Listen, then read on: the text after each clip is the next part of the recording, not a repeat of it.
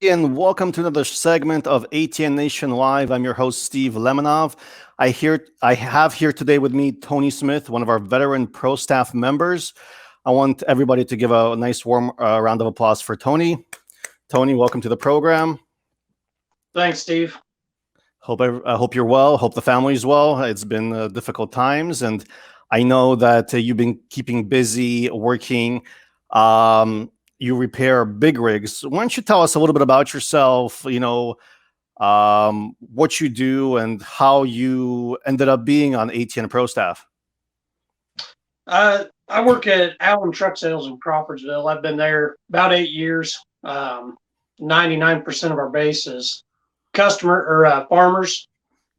So that kind of bleeds into the predator hunting. It's pretty easy to pick up ground to call on and stuff. But I've been working on trucks for like 20 years. Ended up on the pro staff just knowing some of the guys, and Nick kind of brought me on and helped me get started. And you've been on pro staff for about what now? 5 years, I think, right? Yeah, that's what I was just trying to think. I don't even remember how long I've been on stuff. It's been a while. It's been a while. It's been a while. Yeah. And we're glad to have you. You've been a great part of the team. I think an integral part of the team. You also help us train the new pro staff inductees. So, guys, if you want to get on ATN Pro staff, Tony's the guy that's going to be teaching you all the ins and outs. So, he has a lot of valuable, great information about ATN products, the technology, and how things work, basically. But please, I'm sorry to interrupt you there. No, you're fine. You're fine. Not even sure where else to go with that. But, so you have a great. Go ahead. No, so you repair big rigs like John Deere, all those big semis, I guess. What's the craziest story you could tell us about truck getting damaged or something going out of whack that really was challenging? The craziest one I ever seen was a driver ran over a mattress and it wrapped the springs up around the drive shaft. Oh, wow. And it destroyed everything underneath that truck. It was a mess. But it's kind of funny with all of the firmware and everything that we do with ATN. It's kind of weird to say, but it's helped me do my job as a mechanic, learning how to move files and understanding bin files and stuff like that, doing firmware updates and understanding there can be a glitch in a firmware that can cause issues and rolling firmwares back. And that's one thing me and Nick were talking about the other day, actually. It's kind of crazy what you learn through hunting that you can kind of apply to your daily life. So basically, the fact, you do a little bit of a testing for us also on the back end on some of the new product software development and new products as well. So you've taken that, I guess, processes and the troubleshooting aspect of it and figuring out what's causing what to help you with your truck repairs, because I guess some of those trucks are pretty technologically advanced. Also, they have lots of electronics built into them nowadays, right? Yeah, the newer we get, the more electronics is on it. You can't even fix a headlight anymore without a laptop. You got to hook a laptop up, run through diagnostic programs. It's crazy. Yeah, it's crazy how far it's come in 20 years. Have you seen any of the self-driving trucks or semis yet that are all electric, or you haven't had an opportunity yet?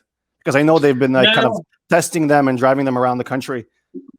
Yeah, I've not actually had hands-on with the self-driving. Now we do have lane assist and radar systems and stuff.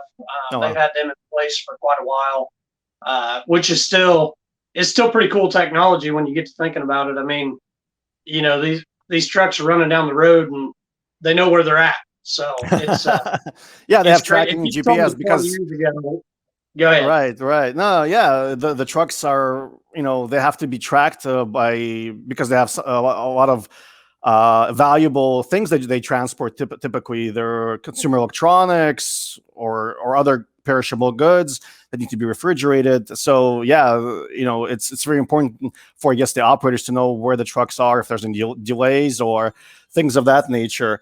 So it's amazing that we see technology in so many places nowadays, not only in our vehicles, our cell phones, computers, and optics, that are there to enhance or improve our lives and make them better, easier. But on the flip side, it makes things a little more complicated in terms of operating and repairing them, right? Yeah, yeah. We call it a double-edged sword. Electronics has made life a lot easier, and it's made it a lot harder at the same time. Yeah. For sure. So tell me, you had some experience. Tell me about the journey that you had basically from hunting. And I assume you do quite a bit of regular hunting, like deer, turkey, and I know you do a lot of predator hunting for coyotes. Could you walk me through the journey, how you got into predator hunting? And was it a family tradition? Did your dad kind of raised you in that kind of tradition to being steward of the land and what, teaching you how to hunt, or how did you pick it up? How did you get into it? Could you speak to that a little bit for our audience? Yeah, my family's always been big into hunting. I would say my dad probably kind of instilled it at a young age, deer hunting. He was a big deer hunter back in the day. But the predator side, I would say, kind of come from my dad and my grandpa. From the time we could walk, we were out in the woods, chasing a little coonhound or, calling coyotes with Q-beam lights, red lights, and stuff like that. And, got a little older, got a little money, started playing with night vision. Actually ended up with a Sightmark Photon RT, or not an RT. What was before the RT? I think it was just the Photon. Was it just Photon? Okay. I think it was just the Photon, yeah. Yeah, I had a Photon. Played around with the night vision, found out pretty quick that it was a lot easier to kill them with night vision than it was night lights. So right. I ran that Photon for a couple of years. Started having issues with it, and had the opportunity to jump into an X2, and the video, just everything the X2 offered was, the color day mode and everything. It just had an edge on the Photon. So basically, you transitioned from that competitor site due to the technology that we offered, and that kind of filled the void of some of the shortcomings that product had, basically. Yeah, I mean, the video was a big one. Of course, when I started, there weren't a whole lot of videos out there. It's not like it is today, like everybody kind of videos now. But right, when I was first getting into it, being able to throw a video on Facebook or YouTube, there wasn't a lot out there to really show what we were out there doing. And the X2 offered that. I mean, you just throw an SD card in and hit record, versus trying to strap a whole bunch of stuff to your gun and cords and mini DVR recorders. Right. Yeah. I've seen those. Yeah. We went through that also phase when we had the first ThORs, that thermal weapon sights that we introduced. We had to kind of jerry rig to an auxiliary port mini DVRs to record off the screens. The whole concept of internal recording didn't come about until maybe a year or two afterwards, because it was just uncomfortable, right? Having all those things, auxiliary things, that adds additional weight to your rig, and the wires and everything to kind of get in the way. So that was kind of natural transition to have an internal recording capability. Yeah, I mean, the more stuff you add to your gun, trying to get it in and out. Me and my hunting partner Daniel, we try 12 minutes. We want to be in and out in 12 minutes, and so you're not always real nice to your gun. I mean, you're ripping it out of the back of the truck, you're throwing it on the tripod, and anything you've got that can catch on the seat or the door or something like that. So I was constantly ripping cords out and battery packs and stuff like that. So Right. it was nice to just have a self-contained unit, and you don't have to worry about all the extras. Right. So tell me about the transition that you've kind of seen the organization go from the X2 to the current line of X-Sight 4Ks and the new ThOR 4s. The biggest one's the eye relief. The X2, me and Daniel joke about it. We spent so much time behind our X2s, we got used to the eye relief, and we'd try and go back to a glass scope to go deer hunting or something. And it was almost impossible because the way you hold your head on the gun, you kept trying to get right up on the scope and stuff. So the eye relief of the 4 series is just, it's way better. The mounting system, they took everything that was bad about the X2, the HD line, and made it good. Especially with the battery life, right?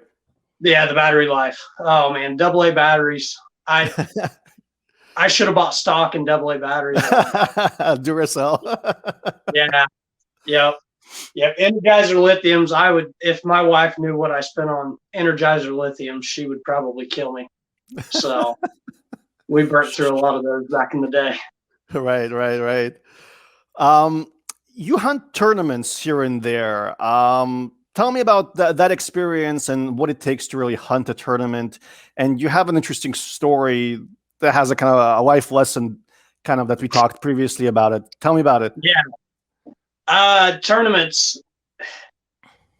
I hate to give out too many secrets, but you're in Indiana, what happens in Indiana. I don't want to say stays in Indiana, but it's different. Right. Every state is different. I know Josh and Kevin hunt in Michigan tournaments. Right.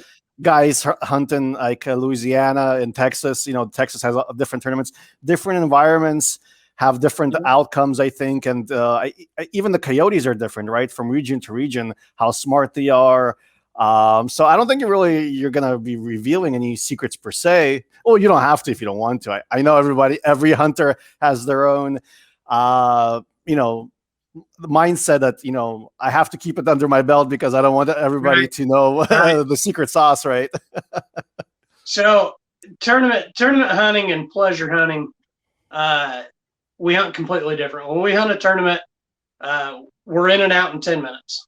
We want to make as many sets as possible. It's about. Could you walk us through a set? So you say in and out in 10 minutes. So you get onto, let's say, a spot. You have all your gear ready. So you want to get in and set up within 10 minutes, call for a few minutes to see if anything responds and get out? Or how does that work really? Because I haven't experienced a tournament setting myself. So all of our gear at the beginning of the night staged in the back of the truck. We carry our main gun and then a backup gun in case a bolt carrier group goes down or a scope malfunctions, any kind of issues. You want to just be able to switch to your next rig without any issue. So everything's staged. We roll into a set. We get out 1 minute. We don't get far from the truck. It's about numbers. If you can make 40 sets in a night and 20 of them produce, that's 20 successful sets. If you make 10 sets in a night and half of them produce, that's only 5 successful sets. So we just play the numbers game. Just like in a bar, right? When you're trying to pick somebody up, numbers game. Yep, it's numbers game. Numbers. So we roll in, lights out, throw the call out. We call. We actually play one rabbit sound for 5 minutes. We play another rabbit sound for 4 minutes. We're packing up and we're getting out. We're not out there to find the smartest coyote. We're out there to kill the dumb ones. So now when we pleasure hunt, it's a little different. We may run a 15 or a 20-minute set, play some vocals and stuff like that, and try and draw in, the more educated dogs and get them killed off. But in a tournament, it's numbers. So do you always start with rabbit distress, or is it a cottontail? I know you use Ecotech, right? Or which e-collars do you use? Do you use Fox Pro, or do you have a preference on those? Yeah, I run Lucky Duck. Lucky all Duck, of the pallet sounds. Yeah, Shelter Belt, Fail Tail. pretty much any of his rabbit sounds. Shelter belt. I mean, shelter belts are always our go-to. Mm. It's just it's a killer sound. We Oh kill a yeah. lot of kinds Okay. of them. Yep. Yep. Um, do you typically use your Thor 4 or X4 during the tournaments? I know that the thermal definitely has an advantage because you could see farther. You could see them coming in from the ridge line. You have a real advantage over the Excite 4Ks, which are great day-night systems, but seeing if there's something lurking on the edge of like a field or at the edge of a tree line, the thermal really shines, right? Yeah, so actually, kind of an interesting story of why we even switched to thermal. We were hunting a tournament, and I picked up a new piece of property up by Lafayette, and the way the property's laid out, there's a canal dug through it, and we didn't know that. Looking at the map, it just looks like a waterway. So we walk in there, we set up. We're probably 40 yards from this canal, which we thought was just a waterway, and that set got crazy really fast. We had 8 or 9 dogs coming in from different directions, and they wouldn't cross that canal. And the grass was probably waist high. And at the time, we were running night vision, so we were literally just trying to shoot as they would peek up through the grass. And we only got 3 of them killed. But these dogs, they were so uneducated that even as we were shooting at them, they was running back and forth on that canal, trying to find a way to get across. And we ended up killing 3 of them, and we got back in the truck, and we were like, if we had thermal. So they thought that there was I guess, a rabbit in distress, and they were I guess so hungry that they wanted to cross the canal no matter what. I assume you guys hunt suppressed also, so probably they didn't even understand what the heck was going on, right?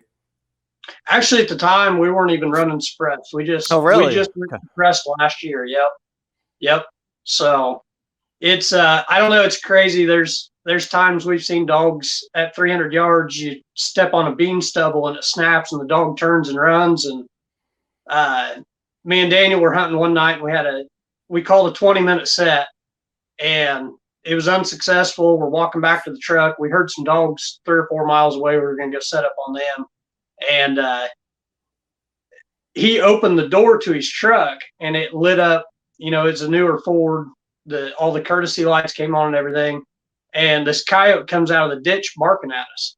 And it ran up to 30 yards right in front of the truck. And it finally hopped over into the bean field, and I shot it. But it just didn't care. Like, it came in barking the whole way.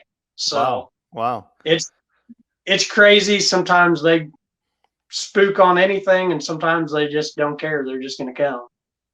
Right. And the same thing with like hogs. Like I've been in Louisiana several times with Shane and Sean. And the hogs are also, some of them are like super smart, and they wind you they'll head for the tall grass or the ridgeline there. Or there's some dumb ones, they just, don't care. And, you could make all the noise you want, and they're just, eating the beans or whatever, the pecans, and, target rich environment. But I really want you to kind of talk about that last tournament you did. What happened? So it was a one-night tournament. The prior year we had won it with 10 dogs, and we hunted it. It was one of them weird nights where dogs, they were just, you couldn't find them. If you could find them, you could get on them, but they were locked up. We put 3 dogs in the back of the truck. We left a lot on the table. I shot one. It came in. I shot it once, hit it square in the shoulder. It took off running. I hit it 2 more times on the run. We watched it run for over a mile.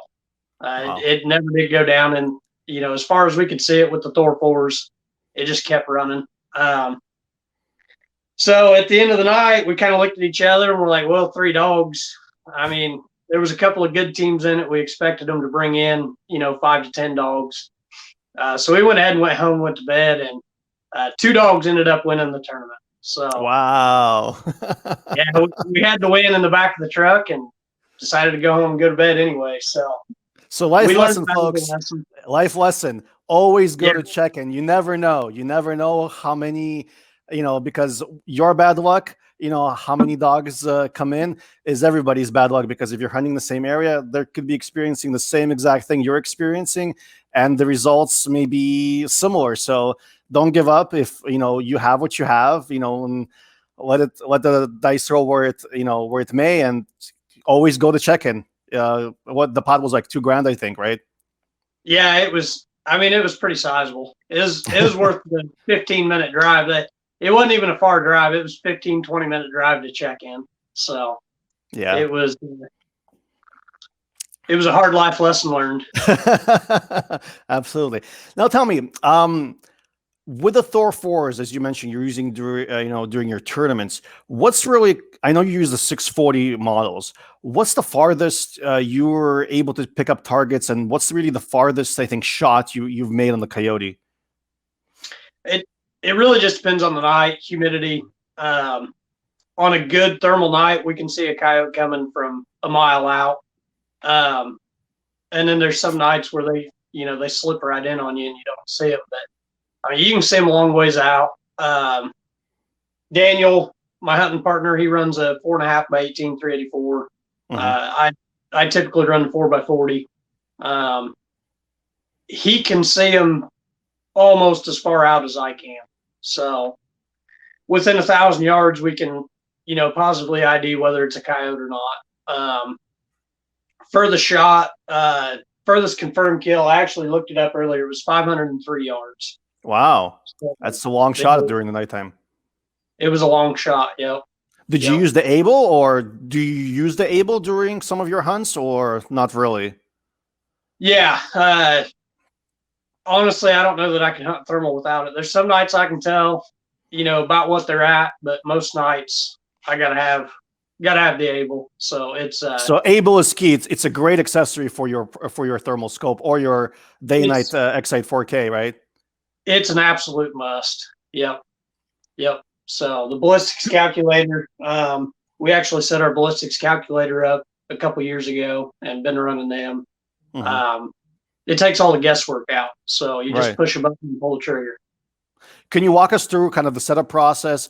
And also, I know you have, one of your kids do some reloads. Do you do like a hot load for yourself, or any kind of something particular, or do you only use like factory loads? And do you chrono them to make sure the profile is set correctly? Yeah, reloading. So we actually started reloading not too long ago. I run a 22 nozzler currently. I'm getting ready to switch back to the 223. Daniel runs a Grendel, and it's hard to find what we want to shoot versus what we can shoot. So we started reloading just so we could shoot what we wanted. Yeah, knowing the actual speed of your bullet it's important. Critical. You can't read the back of the box. Every gun's going to shoot different, and 50 foot per second is going to make a huge difference at 500 feet or 500 yards. Also depends on the barrel of your rifle. The twist ratio will determine how far, how accurate the spin is, and how far the round will actually travel based on the velocity at your chronograph. So yeah, all great points. Do you switch the thermal from rifle to rifle with the different profiles, or you just have it dedicated on that 223 that you use? The 4x40 is dedicated to the 223. It's been on there since day one. That gun it's never failed me. Now the 4.5 by 18, it gets switched around. I switch it from the Grendel to the Nozzler to another 223. It'll go wherever. But the 4x40, it's kind of made its home there on the 223. So if something works, you don't mess with it. No, absolutely. If it's not broken, don't fix it, right? The motto. Exactly. do you do the initial profile zeros at 100 yards, or you do it at first 50, then kind of push it back? What's your process really of setting up the profiles? So we kind of do some hillbilly zeroing, is what we call it.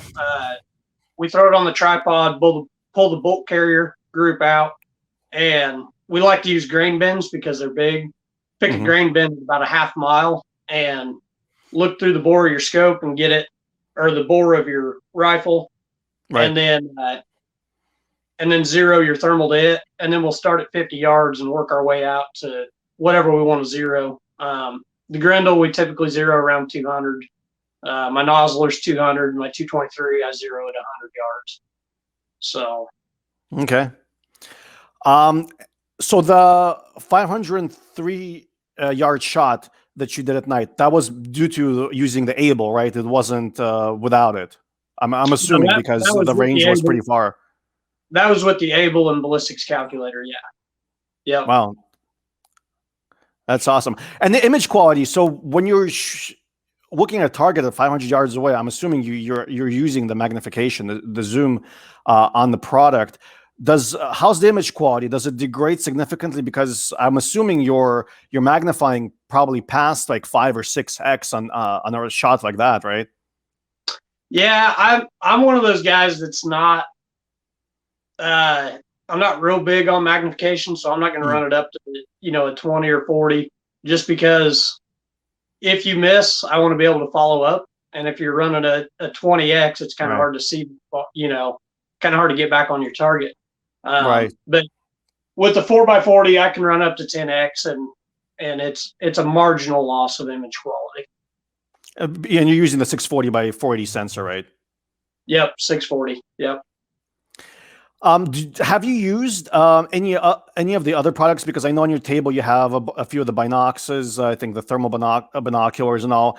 Have you used that to scout and then use the laser rangefinder that's in the binoculars to transmit the data to your scope, or just using the ABL per se? I use the rangefinder just kind of get the lay of the land with the ThOR 4 binocs, just because I have an ABL. It's nice to range on the fly with the gun. So the ABL almost kind of trumps any other rangefinder when you're out in the field at night. Now, when I'm hunting during the day, I actually have a set of 4K binocs that I disabled which don't do this at home because it voids your warranty, but I disabled the infrared light on it so that I can use it for deer hunting. And that's actually what I use to deer hunt. So I can range my deer and then go back to my Grendel with the 4K. And let's see, 2 years ago, I killed a doe at like 623 yards. Wow. With the 5x20 and the 4K binocs. So basically you scouted with the binocs, you sent the data to your scope, it gave you the correct POI, and you made that 600-yard shot on that doe. Yeah. Yep. Wow. Yeah. That's impressive. I think that's one of the longer kills I've heard from any of our pro staff mention in terms of deer hunting. So when you mentioned you turned off the IR, I am assuming that in Indiana, like in California, you can't use an active artificial light when you're hunting big game like deer. Yeah. So they actually gave us permission to use the 4Ks, even though it's got night mode, because it's not a true tube night vision. It kind of skates the laws, but we cannot have any kind of infrared. I've actually got to go through my truck and dig through all the cubbies and make sure I don't have any IR lights or anything like that laying around. So deer season, my truck's typically about as clean as it gets because I have to go through every cubby behind the seats and make sure, that I'm not accidentally rolling around with an IR light of some kind. Wow, it's that strict. So DNR would check your truck to make sure you don't have an IR light on your possession, basically, that you're using with the optic. Wow. Right. Interesting. Yep. Interesting. And I know that you have two boys, right? One's younger, and the older boy, Beckett, right? Is the older boy, or am I getting it wrong? Or is it Lane? Lane 7 and Beckett's 4. Yep. Lane 7. Yeah, I know. I've seen some pictures or videos of him watching Scooby-Doo and reloading for you. Yeah. How's that been working out for you? Yeah. So my 4-year-old likes to load 45s and watch Scooby-Doo. Obviously under supervision. He doesn't run powder charges or anything like that. He'll recite casings and bell casings, and Lane likes to cut, run the cutter and trim casings and stuff like that. So you have your own ammo factory in your garage almost. Well, you have to when you let them run the ARs, because they'll just run a full mag. So wow. They shoot like I do. You're teaching them right. You're telling me that Beckett is a really good shot, and I think you mentioned to me that you've been using our products to kind of teach him, right, and coach him through the process. Yeah. So actually, the 223, I've got this one and another one. They like to shoot the thermals at steel plates. Beckett can shoot 100 yards and hit 8-inch steel plates, and I've actually used that tab to just stream the video so I can watch what they're doing, watch what they're shooting at. And they like to watch each other shoot on the tabs. So it's a pretty cool feature. I've set a crossbow up last year and took Lane out deer hunting and took the tab with me so that I could stream and kind of coach him through where he's shooting. Mm-hmm. So it's a really cool feature for fathers that are kind of getting their kids into shooting and stuff. Yeah, I do it myself with my son in the backyard. We don't have that kind of space, so we use like air rifles. But yeah, it's great where you could have the scope on the air rifle and have the streaming to your phone or tablet and see exactly what they're seeing, so you could coach them through the process of correctly shooting. Question: when you set up that crossbow for him, did you also have the ABL on there, or have you messed around with setting up the profiles for like a crossbow and shooting with that with the ABL on there? I actually used the binocs. Oh, okay. And funny enough, my 4-year-old, he loves the binocs. He says they're his. I'll put them on the tripod, and he'll actually spot the targets and range while Lane shoots. So they're a sniper team. You got a spotter and the shooter. Nice. Yeah, a little crossbow sniper team. So yeah, that's nice. One of their favorite hobbies. Yeah, that's awesome. That's awesome. Have they had the opportunity to go hunting with you with that kind of setup? Have they been able to take anything? No. Anybody with a 7-year-old knows their attention spans typically don't last too long. So they do great at the range, but you get them in the deer stand, and about 4 or 5 minutes, they're like, all right, let's shoot something. So they get anxious, right? Yeah, they get pretty anxious pretty quick. So that's awesome. Haven't been able to connect yet, but yeah, they've been out, and we've called some coyotes in, and they've been deer hunting a little bit. So, yep. Cool. So your experience with the line and I guess your kids, what else can you kind of tell me? I from the conversations that we have, and you really like it, enjoy it. It's really kind of elevated, I guess, your hunting experience. If I'm not wrong, please, kind of speak to the products and let us know, what else can we do to make it better? Because I know that you're a seasoned hunter. You've been with us for a while, and we at ATN here, we always strive to make improvements, make things better, and our pro staff feedback. Since you guys do this all the time, and we listen to our customers, of course. What do you think is where ATN, the kind of direction that we need to go? One thing that I've actually talked to Nick about that I would really like to see implemented is we've got the RAV sensor, the recoil activated video. Right. Use that to drop your zoom back to base mag. So if you got a triple of coyotes coming in, right, and they lock up at 200, you can zoom in, and with that on, you can take your first shot and as soon as you shoot, it drops back to base mag. That way you can get on your runners on base mag and get them knocked down. I'm not sure if you remember this feature or heard about this feature, but if you don't have the ABL on and you press the function button, it maxes out the zoom and minimizes the zoom right away from the home screen. Really? Yeah, I didn't know. Try it out. I didn't know. Yeah, it's an Easter egg for you, everybody out there. So if you don't have the ABL engaged or paired to your ThOR 4 or Excite 4K, and you press the function button, the button that's closest to your eyepiece, you will actually, the zoom will automatically go to max, and you hit it again, it'll go back down to minimum. So I think it's an interesting feature that not a lot of people or customers know about. I encourage you to try it out and see how it works. So just, as you're saying, you're zooming in as much as possible.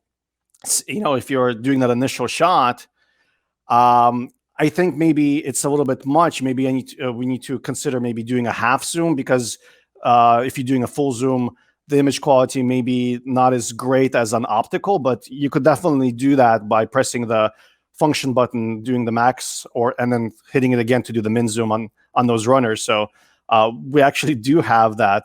But anything else besides that? That's actually an interesting thing that that you're mentioning.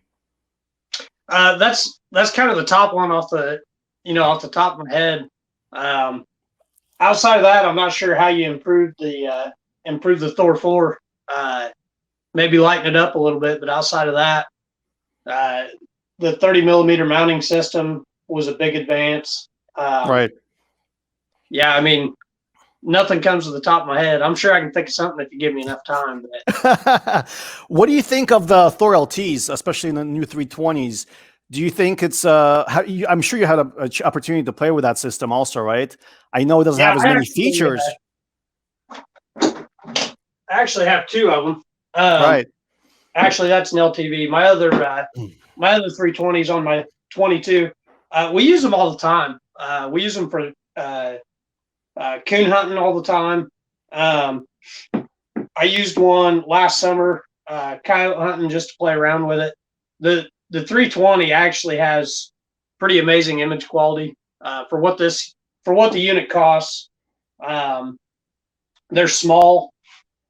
I don't know if you guys can see that laying there, but I mean, compared to the 4x40, that thing's tiny. So yeah, I mean, the 320, it's a huge step up from the 160. Anybody that's just wanting a base model thermal, that thing's going to be right up their alley. So, right. Do you think that the LT would benefit from also video recording? Because I know people were asking for a very simple, basic thermal scope without a lot of the bells and whistles.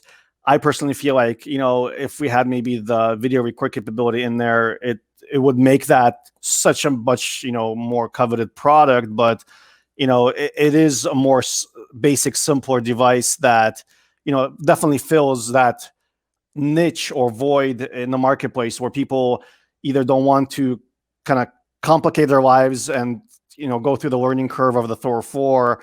The ThOR LT is definitely a great system where it's so easy to kind of understand and tune and utilize from, getting it from the box to mounting it on your rifle. Yeah, my dad could run this thing. And my dad just found out you can Google stuff on your phone, a year ago. So it's a really simple operating system. Pretty much everything you need to run is right there on the buttons. You rarely even need to go into the menu system. The operating system's extremely basic. So a guy that's just wanting it to turn on and shoot a hog or a coyote or something, it's going to do really well. What is your thoughts on the new LTV? I know it hasn't been around that long. We've started shipping them only like last fall, but I see by the numbers that we ship monthly that it's really gaining steam. A lot of people are adopting it and enjoying that system. What's your experience have been with that product? I used the LTV last deer season actually. Had it mounted to the grindle. I miss the ballistics calculator. Yeah. I'm spoiled because I know the features and I like the features. But it's kind of the same thing with the LT. If a guy's just wanting a base scope that'll do day and night mode, the image quality is actually better than what I had anticipated. Night mode looks really good. Day mode looks good. I like the LTV. It kind of lacks the features, and I hate to say that I'm a gadget guy, but ATN's kind of turned me into a gadget guy with with everything they offer, the ballistics calculator and stuff. Right. Well, it seems like you have a lot of product on there, and that's due in part because you do some of the testing for us. You do a lot of the training for us, for our pro staff. Any tips or kind of hints for those guys that want to join the ATN pro staff? What should they do to kind of stand out? So, to be, to have the opportunity to be a part of the team. Use the product. That's the biggest thing. A lot of guys that want to be on staff, man, I don't know. That's a good question. Using the product, knowing the product. Because you guys, you guys help a lot of customers with troubleshooting and setup sometimes. So using the product, of course, is key. We're here to service customers and provide a great experience for them, so they don't get frustrated and and kind of get fed up with the product. So knowing the product in and out is, and that's part of the training process, right? Is kind of learning all the ins and outs and learning the product from top to bottom, and knowing all the features and how to do the right setups, right? Yeah, I think the biggest one, which I don't understand why guys are so afraid of it, but the ballistics calculator, there's so much the scope offers, and not a lot of guys really take advantage of everything that it offers. So know the product inside and out. Shine a positive image on yourself and the company. Not something that I've always done for myself, so it's kind of hard for me to sit here and be like, well, here's how you be the perfect pro staff. But yeah, I mean, positive image. There's no reason to fight with guys. We get on there, and there's guys that have had an optic for a couple of weeks or a couple of months, and they'll want to argue with you about a certain feature or something. And sometimes you just gotta let them figure it out the hard way. But yeah, I mean, you just gotta have a positive image. Don't limit yourself to Facebook. There's a lot of other stuff out there, YouTube, Instagram. Run business pages.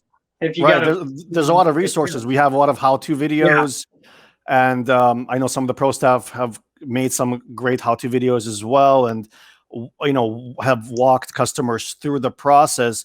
And actually, I encourage people to actually open up the manuals. There's a lot of good information in the manuals and the how-to videos, and it'll make it the product adoption process and experience so much better for you, because you won't be as frustrated with the setup, and the learning curve is not that steep. It's not that bad.